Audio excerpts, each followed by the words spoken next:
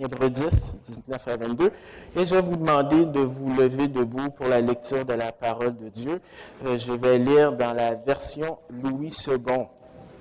Hébreux 10, versets 19 à 22.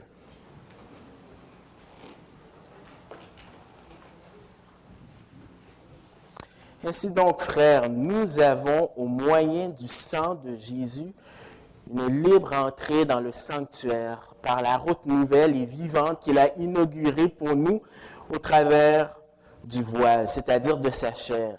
Et nous avons un souverain sacrificateur établi sur la maison de Dieu. Approchons-nous donc avec un cœur sincère dans la plénitude de la foi, les cœurs purifiés d'une mauvaise conscience et le corps lavé d'une eau pure. Merci, vous pouvez vous asseoir. Alors, comme Philippe a mentionné, on va poursuivre ce qu'on a commencé la semaine dernière, c'est-à-dire de s'approcher de Dieu. Et le texte de ce matin nous parle justement de s'approcher de Dieu. Et j'aimerais voir avec vous, à partir de ce texte-là, 3 thèmes ou 3 points qui ressortent cette idée de s'approcher de Dieu. Premièrement, on va parler au verset 22a, on va parler d'un appel, un encouragement à l'Assemblée de s'approcher de Dieu.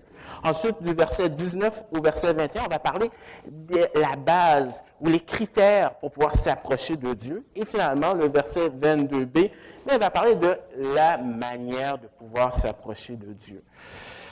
Est-ce que ça fonctionne? Non. Bien, tout d'abord, Philippe, je ne sais pas si ça fonctionne, Josiane, mettre l'introduction, et on va parler du contexte d'abord. Pourquoi le contexte? Parce que vous savez très bien, peut-être vous avez déjà entendu cette expression, si tu prends un texte hors de son contexte, bien, tu fais un prétexte avec ça. Et si vous prenez le temps de regarder les sectes qui ont déformé à partir de la Bible, vous allez voir que c'est toujours, le résultat, c'est parce qu'ils prennent des choses hors contexte. Et c'est toujours important, que ce soit dans ton étude en famille, en couple, ou dans un groupe, ou même dans ton étude personnelle, de toujours faire attention de regarder le contexte. Sinon, tu peux dire n'importe quoi à la Bible.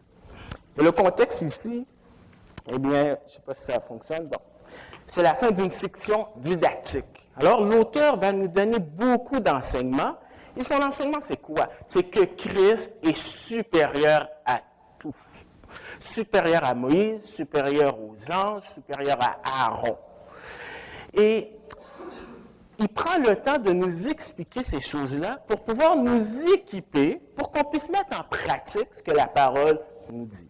Il faut faire toujours attention parce qu'on a tendance à court-circuiter le processus. On veut tout de suite les applications, tout de suite, sans prendre le temps de comprendre la doctrine. Et si on ne fait pas ça, bien, on risque de faire du légalisme, ou des fois aussi, on n'a pas la sagesse d'appliquer les principes bibliques. Mais ce n'est pas juste la fin d'une section, Josiane. C'est le début d'une section qui est pratique aussi. Il y a une transition. Ça a pris 10 chapitres pour finalement arriver à une question plutôt pratique, l'application. On pourrait dire que c'est long, 10 chapitres. Mais vous savez, dans la vie de tous les jours, lorsqu'on bâtit quelque chose, on ne peut pas le faire vite. Il faut une fondation. Comme quand on bâtit une maison, bien, il faut s'assurer que la fondation elle est bien placée. Et c'est pour ça que l'auteur prend du temps pour bien mettre la fondation, pour ensuite parler d'une section qui est pratique. Alors, Josiane, tu peux continuer. Alors, plus en détail, normalement, le bloc de ce chapitre-là, c'est de 19 à 25. Et ça, c'est une longue phrase en grec. C'est une longue phrase. Même si nous, on aborde juste 19 à 22, mais dans l'original, c'est une longue phrase. Et quand tu as une longue phrase, ben, tu as des verbes, puis tu as d'autres éléments. Et finalement, la complexité, c'est quoi l'idée centrale, comme Philippe a dit? C'est quoi l'idée centrale? Parce que Dieu, c'est un Dieu qui communique. Déjà dans le début du livre, l'Épître aux Hébreux, il dit que Dieu parle de différentes façons et à la fin, il nous a parlé par le Fils. Donc, notre Dieu, c'est un Dieu qui communique. C'est-à-dire que nous n'avons aucune raison pour se gratter la tête et dire « Mais qu'est-ce que Dieu veut me dire? Puisqu'il nous a parlé dans un langage humain, c'est notre responsabilité de pouvoir savoir qu'est-ce que le texte dit. Et dans une phrase, parce qu'il y a beaucoup de verbes et tout ça, il y a des techniques, il faut vraiment se retrousser les manches pour essayer de trouver l'idée principale. Et l'idée principale, c'est qu'il y a 3 exhortations qui nous sont données. Au verset 22, on a « approché ». Ensuite, on a « retenir » au verset 23. Et ensuite, au verset 24, on a « veillons ». Mais sur aujourd'hui, ce matin, on va regarder juste la première partie qui est « s'approcher de Dieu ». Donc, c'est ce qu'on fait, c'est que la première chose que l'auteur nous dit, c'est de s'approcher de Dieu. C'est un encouragement pour nous approcher de Dieu. C'est un encouragement, mais c'est aussi un ordre aussi. Pourquoi? Parce que les chrétiens de cette lettre-là, ce sont des Juifs qui sont devenus chrétiens, mais à cause qu'ils sont identifiés à Christ, eh bien, ils vivent de la persécution. Et souvent, quand la persécution vient, et quand les problèmes viennent dans ta vie, le réflexe, c'est de pouvoir fuir et s'en aller. On n'a pas besoin d'aller dans des endroits dans le monde pour vivre cela. Peut-être que ce matin, tu peux avoir des situations difficiles qui est peut-être ta santé, ça peut être ta famille, ça peut être au travail. Et le réflexe, c'est de dire « Hey, moi, je m'en vais. Parce que la situation, c'est trop difficile, je veux fuir. » Et c'est la pire chose à faire. Et ce que l'auteur est en train de dire, c'est que non, la pire chose à faire, c'est de s'en aller. Plus tu as de la difficulté, plus tu dois courir vers Dieu. Mais pas juste ça, tu ne cours pas seulement vers Dieu tout seul. Il y a cette idée aussi d'unité aussi. Il y a un encouragement de le faire ensemble. D'ailleurs, le verset 25 dit « N'abandonnons pas notre assemblée comme c'est la coutume de quelques-uns, mais exhortons-nous réciproquement, et cela d'autant plus que vous voyez s'approcher le jour. » Donc, l'Église est là aussi pour qu'on puisse s'entraider quand les choses vont mal. Alors, c'est un appel pour s'approcher, et ça, c'est un thème qui revient souvent dans cette lettre-là. Il y a plusieurs passages. Il y a Hébreux 4, 16, 7, 25, 10, 1, 10, 22, 11, 16. Donc, c'est un thème qui est récurrent. Bien, le Saint-Esprit veut nous dire, mettre l'emphase sur ça pour dire que c'est important. D'ailleurs, le mot même, s'approcher, dans l'original, c'est une combinaison de 2 mots. Tu as un verbe et tu as une préposition à côté qui accentue l'action. Donc, finalement, quand tu t'approches de Dieu, ce n'est pas quelque chose de passif. Tu dois être actif. Je ne sais pas quand vous venez à l'Église si vous avez cette excitation ou si plutôt vous avez l'attitude comme si vous regardez un spectacle. Ou plutôt vous dites, je veux participer à cette rencontre-là, par les chants, par la prière, en écoutant la parole, en prenant des notes, mais il y a cette idée qu'il faut être actif. Et le mot, des fois, veut dire s'approcher de quelque chose, des fois, c'est une amitié, et aussi, dans ce cas-ci, c'est associé avec Dieu. Parce que 7 fois dans la lettre, lorsqu'il dit s'approcher, c'est dans un contexte d'adoration. Donc, on comprend, s'approcher de Dieu, bien, ça implique l'adorer. Sauf qu'on a un problème. Un gros problème. Josiane? Le problème, c'est Dieu est saint. Dieu, dans la Bible, nous explique que son attribut, il est mis à part, il y a vraiment une distinction entre la créature et le créateur. Et le problème, c'est que dans la rue, les gens ont différentes perceptions de qui est Dieu. Dieu, c'est le bon Dieu. C'est quelqu'un avec une petite barbe, il est bonbon, il est gentil, on peut le manipuler n'importe comment. Et il y a un auteur, A.W. Tozer, qui a écrit un livre par rapport à la sainteté, puis il dit, quand vous entendez le nom de Dieu, ce qui vient dans votre tête va probablement définir votre conception de qui est Dieu. Et le problème, c'est que nous essayons de former un Dieu à notre image, et ça, on appelle ça de l'idolâtrie. Parce qu'un idole, c'est facile à manipuler. Donc, si Dieu, pour toi, c'est un petit Dieu que tu peux manipuler, bien, c'est beaucoup plus facile. Mais la Bible ne présente pas Dieu comme ça. La Bible présente un Dieu qui est tellement saint que dans Ésaïe 6, eh bien, on voit les séraphins crier, dit Saint, Saint, Saint l'Éternel, la terre est remplie de sa gloire. C'est un Dieu qui est tellement saint que le peuple d'Israël, lorsque dans Exode 19, ils approchent à côté de la montagne, ils ont peur, ils tremblent, ils disent à Moïse, va parler à Dieu parce que nous, on a peur de mourir. Ce Dieu-là, il est tellement saint que même Moïse ne peut pas le voir face à face, sinon il va mourir. Et dans la Bible, on te donne plein d'exemples, comme par exemple l'individu du nom de Uza. Uza, c'est un Lévite qui un jour a vu l'arche tomber et par réflexe a voulu juste essayer de tenir l'arche pour pas qu'il tombe et il est mort. Et David, cette journée-là, le roi David a eu peur. Ce Dieu saint, c'est ce Dieu qui a tué le roi, pas tué, mais qui a donné la lèpre au roi Osias, qui était un bon roi pendant 52 ans. Et un jour, il a dit, « Oh ben, finalement, j'ai fait des grandes choses, je vais m'approprier le droit d'aller au temple, dans le lieu saint. » Et il a été frappé de la lèpre. Donc, finalement, il n'y a personne qui est digne de s'approcher de Dieu. Mais le problème aussi, c'est que nous sommes aussi des pécheurs. On le voit dès le début de la Genèse. Adam et Ève ont péché. Pourtant, Adam n'a pas violé Ève, il n'a pas tué Ève. Tout ce qu'ils ont fait, c'est quoi? C'est qu'ils ont désobéi. Et les standards de Dieu ne sont pas nos standards. Ce que nous, on considère un petit péché pour un Dieu qui est saint, c'est terrible. Par exemple, Proverbe dit qu'il y a 7 choses que Dieu est, et parmi ces 7 choses-là, 3 ou 4 choses sont reliées à la langue. Le psaume dit que celui qui critique les autres, Dieu dit, tu pensais que j'étais comme toi? Tu penses que c'est quelque chose qui est banal? Habakkuk dit que ses yeux sont tellement purs qu'il ne peut pas voir le péché. Et dans l'Apocalypse 21, les gens qui vont aller en enfer, eh bien, il mentionne des menteurs. Et pourtant, on vit dans une société où on dit, c'est un petit mensonge, ça fait mal à personne. Là, on réalise qu'on a un Dieu qui est saint et nous, on est dans le problème. Parce que lorsqu'on pêche, qu'est-ce qu'on essaie de faire? On essaie de cacher ça. Déjà, dans Genèse, on le voit, lorsque Adam et Ève ont péché, ils se cachent, ils ont peur. Ils se mettent des petites feuilles pour essayer d'apaiser leur conscience. Parce qu'ils ne peuvent pas être redevables devant un Dieu saint. C'est pour ça que dans Romains, on dit que les hommes, chaque être humain, retient la vérité au fond de lui-même parce que on ne veut pas être redevable devant un Dieu qui est saint.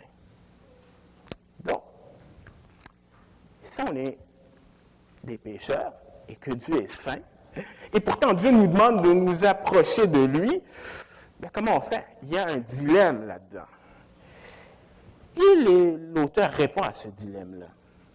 Si tu peux continuer, au verset 19 à 21, il nous dit la base sur laquelle on peut s'approcher de Dieu. Dans l'original, les verbes qui sont utilisés, c'est des verbes qui expliquent la raison pour laquelle tu peux t'approcher de Dieu. Et la première, c'est à cause du sacrifice de Jésus. Ce sacrifice-là, qu'est-ce qu'il fait? C'est que tu donnes accès auprès de Dieu, puis si tu peux mettre le suivant, il inaugure une route nouvelle et vivante. Alors, je lis pour vous 19 et 20.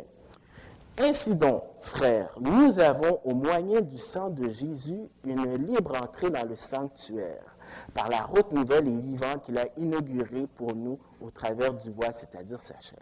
Alors, si on prend le temps de décortiquer ce verset-là, il commence au verset 19, il dit « Ainsi donc », c'est-à-dire à la lueur de tout ce que je vous ai dit auparavant, c'est-à-dire que Christ est supérieur à tout ça, eh bien, vous pouvez accéder à Dieu. Ce n'est pas juste les super spirituels qui peuvent rentrer, avoir accès à Dieu. Il dit, frère, tout le monde qui a une relation avec Dieu par Jésus a ce privilège-là d'aller. Donc, il n'y a pas une classe de ça, c'est les super chrétiens. Eux, ils gravitent alentour de la Trinité, puis nous autres, on est à côté. Tout le monde a accès à ça. Tous ceux qui ont une relation avec Dieu. Comment? Au moyen du sang de Jésus. S'il y a du sang, c'est parce que ça a coûté. Il y a eu une mort. C'est violent. Parce que Dieu dit très bien que sans effusion de sang, il ne peut pas avoir de pardon. On peut se dire comment un Dieu d'amour peut permettre que des gens vont en enfer, mais on pourrait dire comment un Dieu qui est saint et juste peut permettre que tout le monde rentre aussi au ciel. Et quelqu'un doit payer. Et le texte nous dit que c'est Jésus. Est-ce qu'on est tellement habitué à l'histoire de Jésus que ça ne nous fait rien? Est-ce qu'on est tellement habitué qu'on ne réalise pas qu'il y a quelqu'un qui a payé pour nous? Mais Jésus, son sang est efficace, contrairement aux animaux. Au verset 11, on nous dit, tandis que tout sacrificateur fait chaque jour le service et offre souvent les mêmes sacrifices qui ne peuvent jamais ôter les péchés, lui, après avoir offert un seul sacrifice pour les péchés, s'est assis pour toujours à la droite de Dieu. Donc, son sacrifice était efficace. Et à cause de ce sacrifice-là, eh bien, on a une libre entrée dans le sanctuaire. Pour un Juif qui écoutait ça, c'était révolutionnaire. Parce que tu ne pouvais pas rentrer dans le lieu saint. Dans le lieu saint, si tu rentres, tu es mort, tu es foudroyé, tu ne peux pas avoir accès. Tout le livre de Lévitique est en train de te dire quoi? Dieu est saint, tu ne peux pas t'approcher de lui n'importe comment. Donc pour eux, c'était révolutionnaire. C'est un peu. Il y a quelques années, pour ceux qui se souviennent, c'est seulement au Québec, tout partout en Amérique du Nord, tu avais le droit de tourner à droite dans un feu rouge. Et les premières fois que maintenant c'était accessible, les gens oubliaient, des fois ils restaient là, puis ils oubliaient qu'il fallait qu'ils tournent à droite. Mais c'est quelque chose de complètement révolutionnaire, ça. Et le mot libre accès, des fois, c'est traduit par assurance. On est sûr. Et pour les hommes, dans la rue, les gens dans la rue, c'est pas vrai. Parce que si tu demandes aux gens, où est-ce que tu vas après la mort? Généralement, les gens vont dire, je ne sais pas. Ou est-ce que tu penses que tu vas pouvoir avoir accès dans la présence de Dieu? Bien, je l'espère. J'ai essayé du mieux que je peux, j'ai été une bonne personne. Mais ce n'est pas juste les gens non religieux qui ont cette attitude-là. Même les gens religieux. Je ne sais pas des fois si ça vous arrive le samedi matin que des gens viennent frapper à votre porte. Mais quand ils viennent, je m'amuse un peu. Puis souvent, je leur pose des questions. Je dis, ça fait combien de temps que vous pratiquez votre religion? 20 ans, 30 ans. Puis je leur demande toujours, si tu meurs aujourd'hui, est-ce que tu sais si tu vas dans la présence de Dieu? Et à 99,9% du cas, les gens me répondent, on ne sait pas, on essaye, c'est pour ça qu'on fait du porte-à-porte, c'est pour ça qu'on fait des œuvres. Et quand moi, je leur dis, moi, je suis sûr, parce que la Bible dit que je vous écris ces choses afin que vous sachiez que vous avez la vie éternelle, vous qui croyez au nom du Fils de Dieu. Ils me répondent, t'es arrogant. Mais ce n'est pas basé sur mes œuvres.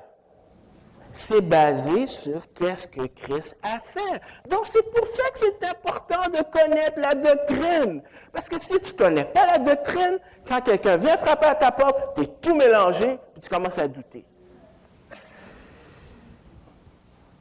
Mais est-ce qu'on réalise qu'on peut parler à Dieu n'importe quand? On n'a pas besoin d'envier Moïse qui parlait à Dieu face à face. On peut avoir accès à Dieu n'importe quand par la prière, où on est juste tellement habitué à cela que c'est même plus quelque chose de wow, révolutionnaire dans notre vie. Là, l'auteur dit qu'on peut avoir cette assurance d'aller dans le lieu saint. Et le texte dit, par une route nouvelle et vivante. Alors, des fois, dans vos versions, le mot peut changer. Des fois, ça peut être récent, ça peut être qui a été tué par un sacrifice qui vient juste d'être sacrifié. Et on peut se dire, mais pourquoi toutes ces versions-là? C'est parce que le mot est utilisé une seule fois dans le Nouveau Testament. Et quand un mot est utilisé une seule fois, des fois, on essaie de trouver des références avec des textes qui sont en dehors de la Bible. C'est pour ça que des fois, on a des versions différentes. Mais une chose est certaine, le contexte parle de ce que Jésus a fait. Et ce que Jésus a fait était nouveau contrairement à l'Ancien Testament. Et contrairement à l'Ancien Testament, où est-ce que quand tu mettais un sacrifice pour un animal, ça ne réglait pas le problème, bien Jésus, lui, il a réglé le problème, puis on peut avoir la vie. C'est ça que Jésus a dit, je suis le chemin, la vérité et la vie. Nul ne vient au Père que par moi. Et le texte dit très clairement que quand il est mort, le voile a été déchiré. Ce qui était un obstacle pour nous, pour s'approcher d'un Dieu qui est saint, bien, il n'y en a plus de problème. On peut rentrer maintenant et avoir accès à Dieu. C'est ça qui est arrivé historiquement. Quand Jésus est mort à la croix, on nous dit, Matthieu nous raconte, que le voile a été déchiré de haut en bas. Et ce n'était pas un bout de papier, le voile. Là. Il paraît que l'historien Joseph dit que même si tu accrochais 4 bœufs à chaque coin du voile, ils auraient de la difficulté à déchirer ça. Mais Dieu a pris l'initiative de dire, je m'approche de toi, comme il a pris l'initiative quand Adam et Ève ont fui du jardin. Et l'histoire de la Bible, c'est un Dieu qui veut chercher les gens qui sont perdus. Alors, ça, c'est bien sûr le premier critère. Mais le deuxième critère, c'est notre grand sacrificateur. Le texte nous dit, et nous avons un souverain sacrificateur établi sur la maison de Dieu. Alors, un souverain sacrificateur, c'est un prêtre qui sert d'intermédiaire entre toi et Dieu. Alors, dans l'Ancien Testament, ils étaient vêtus, puis ils avaient 12 pierres. Bien, il avait 12 pierres pour représenter les 12 tribus, et il se présentait devant Dieu pour représenter le peuple. Mais Jésus est différent. Il y a une emphase qui est mise sur la qualité. Pourquoi je vous dis ça? C'est parce que dans le grec, il n'y a pas d'article défini. Quand il n'y a pas d'article défini, c'est que ça veut dire qu'on met l'emphase sur la qualité. Et c'est vrai qu'il est différent. Il vit éternellement, contrairement au sacrificateur qui devait se passer, si vous voulez, le bâton, relayer, parce qu'il mourait. Jésus était parfait, contrairement aux sacrificateurs qui devaient eux-mêmes se purifier pour leurs propres péchés. Ce qui fait en sorte que Jésus, en même temps, c'est intéressant, en même temps, il est le sacrifice, mais en même temps, il est celui aussi qui sert d'intermédiaire aussi, et qui sert de celui qui offre aussi. Donc, il est le sacrificateur et en même temps, il est la victime. Alors, qu'est-ce qu'il fait? Alors, le texte nous dit qu'il est notre grand sacrificateur dans le ciel. Parce qu'on nous dit dans la maison de Dieu. Alors, maison de Dieu, lorsqu'on entend ça, bien, des fois, on peut dire que c'est l'Église. C'est vrai que l'Église est comparée à une maison et Christ est à la tête. Mais il faut toujours regarder le contexte. Le contexte, c'est quoi? Le contexte, c'est qu'il s'adresse à des Juifs qui veulent retourner en arrière dans le judaïsme. Et tous les exemples qu'il donne de sacrifice, ça pointe à une réalité spirituelle. Et ici, le temple, ou maison de Dieu, c'est au ciel. Donc, Dieu, ou Jésus, a accès présentement au ciel. Il ne chôme pas. Alors, dans Hébreux 7, au verset 24, on nous dit, « Mais lui, parce qu'il demeure éternellement, possède un sacerdoce qui n'est pas transmissible. C'est aussi pour cela qu'il peut sauver parfaitement ceux qui s'approchent de Dieu par lui, étant toujours vivant pour intercéder en leur faveur. » Donc Jésus ne se croise pas les doigts au ciel en attendant de revenir sur terre pour pouvoir établir son royaume. Il est déjà actif, il intercède pour nous. Donc, en sachant cela, sur cette base-là, maintenant, on peut s'approcher de Dieu. OK, j'ai compris, ce n'est plus un obstacle. Je peux m'approcher de Dieu. Mais de quelle façon je m'approche de Dieu? C'est ça que le texte nous dit au verset 22b. Bien, il faut s'approcher de Dieu avec un cœur sincère. Tu peux continuer. Ce qui implique la purification du cœur et par le lavage du corps avec une eau pure. Alors, je lis pour vous. Approchons-nous donc avec un cœur sincère, dans la plénitude de la foi, les cœurs purifiés d'une mauvaise conscience et le corps lavé d'une eau pure. Alors, quand on s'approche de Dieu, il faut qu'on s'approche avec un cœur sincère. Le mot « avec » ici, ça implique une association avec comment tu dois te comporter quand tu t'approches de Dieu. Alors, le texte nous dit un cœur qui est sincère, et le cœur, ça implique tout l'individu. Sauf que moi, j'ai deux problèmes avec ça. Il faut s'approcher de Dieu avec un cœur sincère. Mon premier problème, c'est que la sincérité n'est pas une garantie que tu peux t'approcher de Dieu.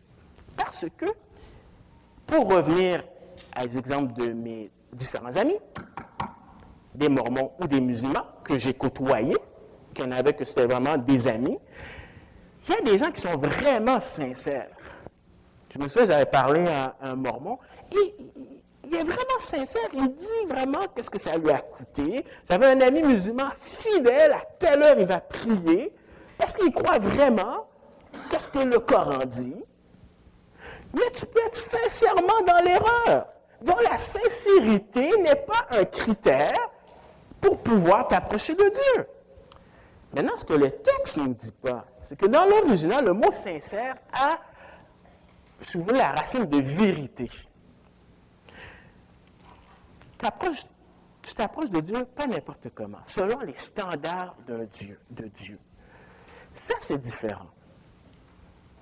Sincérité implique vérité selon les standards de Dieu. Mais j'ai un deuxième problème avec ça, c'est que moi, je connais mon cœur.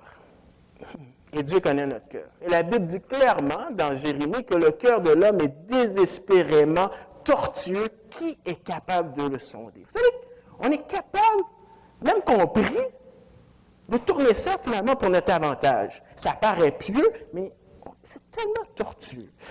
D'ailleurs, dans Genèse, vous savez, dans Genèse 6, quand Dieu a décidé de détruire l'humanité, il a expliqué que c'est à cause que le cœur de l'homme, tous les jours, était porté à faire le mal. Alors Dieu a décidé d'envoyer le déluge, et après avoir tué tout le monde, sauf une petite famille, la famille de Noé. Alors vous voyez, l'histoire de Noé, là, c'est pas cute. C'est un Dieu qui est en colère et qui agit, mais en même temps qui fait grâce. Et au verset, dans Genèse, chapitre 8, verset 20, on nous dit « Noé bâtit un autel à l'Éternel. Il prit de toutes les bêtes pures et de tous les oiseaux purs, et il offrit des holocaustes sur l'autel. » Et au verset 21, on nous dit « L'Éternel sentit une odeur agréable, et l'Éternel dit en son cœur, « Je ne maudirai plus la terre à cause de l'homme, parce que les pensées du cœur de l'homme sont mauvaises dès sa jeunesse. » Wow! Alors, comment je peux m'approcher d'un Dieu pur, saint, alors que mon cœur est tortueux? Bien, le texte nous le dit. C'est par l'œuvre de Christ. Et le verbe qui est utilisé ici, c'est au parfait, dans le grec. Le parfait, ça veut dire quoi? C'est une action qui s'est passée auparavant et qui est finie, terminée, et donc tu ressens encore les effets. En d'autres mots, parce que Christ a purifié notre cœur, parce que Christ a nous a lavé du corps avec une eau pure, à cause de cela, tu peux avoir un cœur pur et tu peux avoir accès à Dieu. Donc, encore une fois, c'est le résultat de qu'est-ce que Christ a fait pour nous. C'est comme ça qu'on peut aller. Alors, on parle de purifier le cœur, on parle de lavage du corps avec une eau pure. Tout ça, c'est des références dans l'Ancien Testament, ce que les sacrificateurs faisaient, qui était une image de qu'est-ce que Christ, ultimement, a fait pour nous. Et il parle de corps et du cœur. Parce que quand Dieu nous sauve, il nous sauve complètement. Ça, c'est différent de qu'est-ce qu'à un moment donné, l'Église va combattre par rapport au gnosticisme, qui disait le spirituel, c'est pur, mais le corps, c'est pas important. En d'autres mots, tu peux faire n'importe quoi, tu peux coucher avec n'importe qui. De toute façon, c'est pas important, c'est le corps, c'est pas important, c'est l'intérieur qui compte. Non. Quand Dieu t'a sauvé, c'est tout un processus et ton corps est impliqué dans l'adoration. Ta sanctification, elle implique tout ton corps. Et c'est tellement important, le corps, pour Dieu, que Dieu est venu sous forme humaine et qu'il est ressuscité et il intercède pour nous avec un corps humain et qu'on sera ressuscité avec un corps humain. Donc, quand Dieu fait ce travail-là, c'est au complet. Mais ce n'est pas juste ça. La manière de s'approcher de Dieu, c'est sûr, c'est par ce qu'il a fait pour nous, mais aussi c'est par la foi. Et le texte nous dit plénitude. La plénitude de la foi. Et la plénitude de la foi, ça veut dire que c'est une conviction, une ferme conviction. Je vais vous dire qu'est-ce que le monde pense quand on parle de foi. Les gens dans la rue, voici qu'est-ce qu'ils pensent quand on dit que c'est par la foi, on est sauvé, tout ça. C'est l'exemple si je vous disais, cette année, regardez la différence. Cette année, j'espère que le Canadien de Montréal va gagner la Coupe Stanley. Et si je dis cette année, je sais que le Canadien de Montréal va gagner la Coupe Stanley. Vous voyez la différence entre les deux? Pour le monde, quand vous parlez de foi, pour eux, qu'est-ce qui vient dans leur tête? C'est la première. T'espères, t'es pas sûr. Puis c'est comme si c'est présenté comme si finalement on est stupide, parce qu'on marche comme ça sur du sable. Puis c'est pas du tout comme ça que la Bible nous présente la foi. La foi, dans Hébreux 11, 1, il nous dit, c'est la ferme assurance.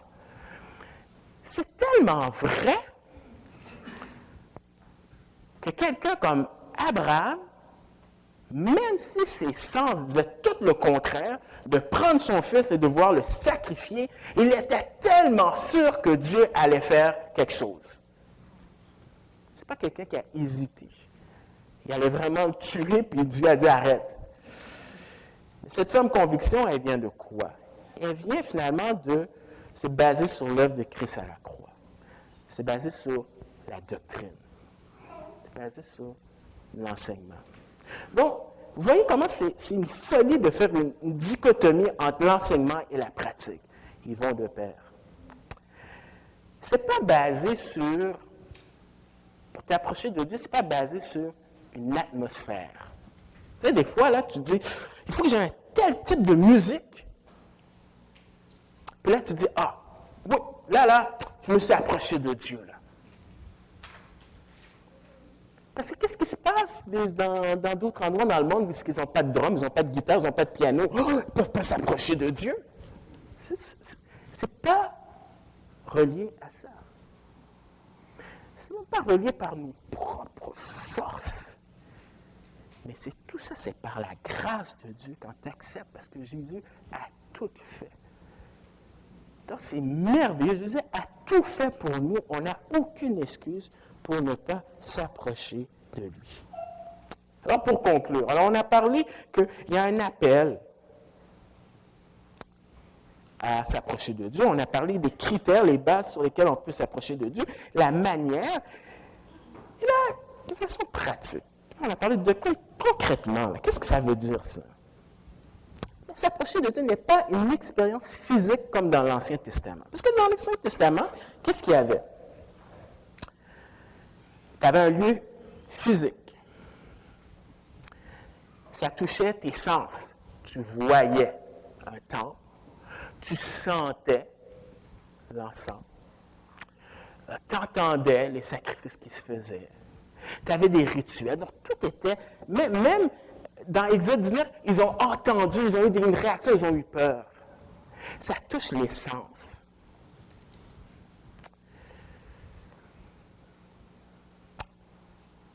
Et nous, des fois, on peut tomber dans le piège aussi. On peut tomber dans le piège aussi parce que nos sens ne sont pas interpellés tout de suite. On voudrait.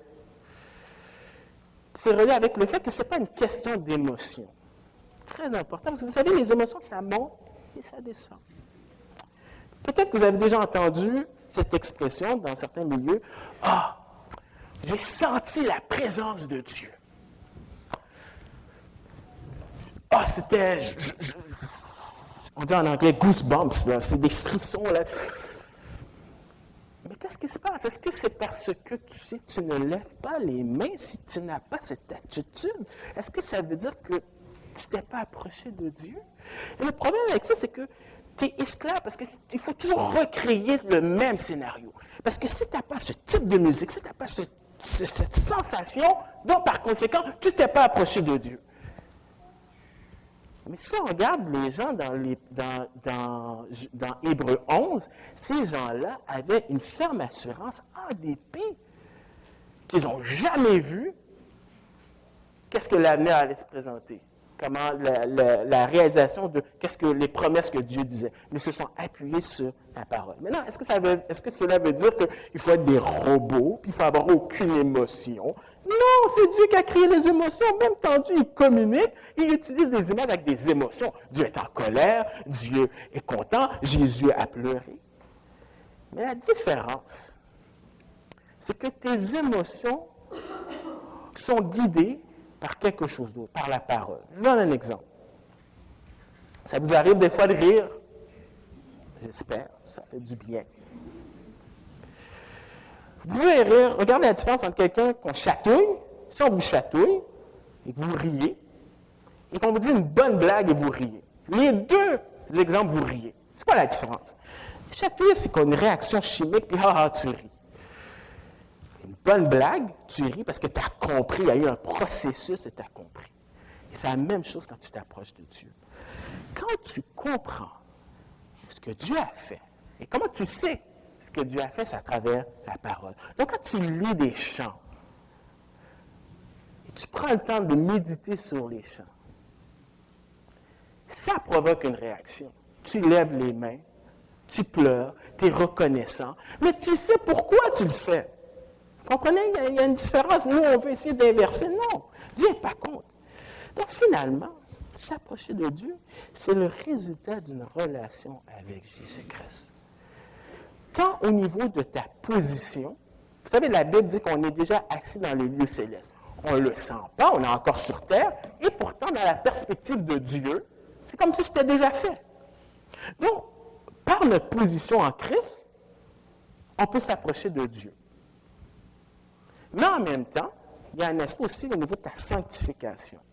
Parce que même si tu deviens l'enfant de Dieu, que tu as libre accès, il y a toujours une distinction claire entre le Créateur et la créature ou l'enfant. Dieu demeure quand même saint. Ce n'est pas parce que tu as libre accès à Dieu et que Dieu maintenant est ton copain que tu peux agir n'importe comment parce qu'il demeure quand même saint. Et un Dieu qui est saint, cette fois-ci, il nous punit comme un père qui nous aime pour qu'on puisse s'approcher de lui correctement aussi. C'est pour ça que Jean, il dit que si on pêche, bien, on a un avocat qui intercède et qu'il est prêt à nous pardonner si on demande pardon. Donc, quand on s'approche de Dieu le matin, c'est important aussi de confesser nos péchés pour que la relation soit établie. Je vais terminer avec ce qu'on raconte. On dit que c'est une histoire qui est vraie.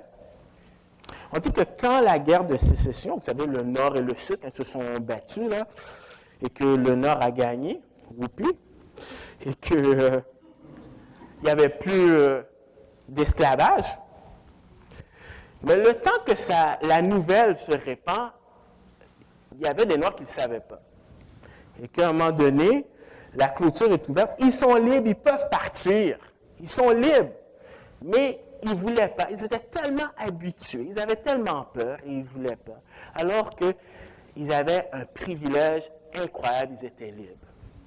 Et très souvent, on est comme ça. On ne réalise pas qu'on peut avoir un libre accès à Dieu, mais on préfère fuir. Que ce ne soit pas notre attitude, mais au contraire, qu'on soit reconnaissant qu'on peut approcher notre Dieu 24 heures sur 24.